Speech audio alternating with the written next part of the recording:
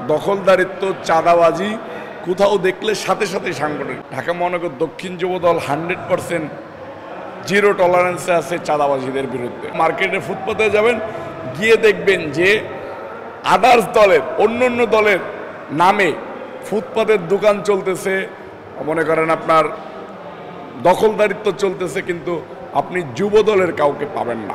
5 আগস্টের পরে আমি বিভিন্ন থানা পাহারা দিয়েছি, আমরা বিভিন্ন মার্কেট পাহারা দিয়েছি, শপিং মল পাহারা দিয়েছি, বিভিন্ন বাসাবাড়ি পাহারা দিয়েছি, প্রতিষ্ঠান পাহারা দিয়েছি।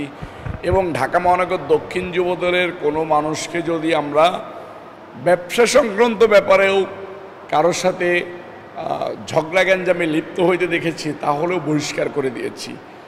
আমরা প্রমাণ না, কথা উঠলেই তাকে বহিষ্কার করে দিয়েছি। এবং ঢাকা মহানগর দক্ষিণ যুবদল 100% জিরো টলারেন্সে আছে চাঁদাবাজিদের বিরুদ্ধে, চাঁদাবাজ দখলদারদের বিরুদ্ধে। আপনারা দেখবেন যে বিভিন্ন মার্কেটের ফুটপাতে যাবেন, আপনারা একটা স্বনামধন্য পত্রিকা, আপনি বিভিন্ন মার্কেটের ফুটপাতে যাবেন, গিয়ে দেখবেন যে আদার্স দলের অন্য দলের নামে ফুটপাতের দোকান চলতেছে, মনে করেন আপনার দখলদারিত্ব চলতেছে, কিন্তু আপনি যুব দলের কাউকে পাবেন না। যদি যুব দলের কাউকে পান আমাকে বলেন, সাথে সাথে তার বিরুদ্ধে সাংগঠনিক ব্যবস্থা হবে। নট অনলি যুবদল, বিএনপি এবং সকল সহযোগী সংগঠন, অঙ্গ সংগঠন, সব দলের জন্যই একই ব্যাপার। বিএনপির ভারপ্রাপ্ত চেয়ারম্যান জনাব তারেক রহমান সাহেব এই ব্যাপারে জিরো টলারেন্সে আছেন।